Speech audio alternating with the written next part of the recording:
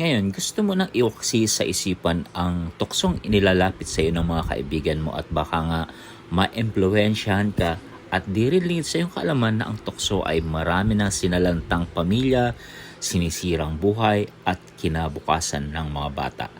Anong pagbabago ang kailangan gawin ng isang tao lalo pat exposed na siya sa buhay ng pagka-immoral o pangangabit o pangangalawa? Sa totoo lang, sa isip natin nagsisimula ang pagbabago, hindi sa ibang tao, hindi sa lugar.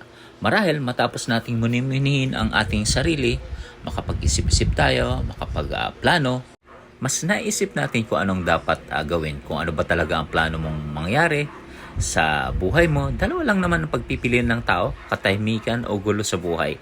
At hinahanap ang katahimikan, hindi yan kusang lalapit sa iyo at mananahan sa iyo ng kusa.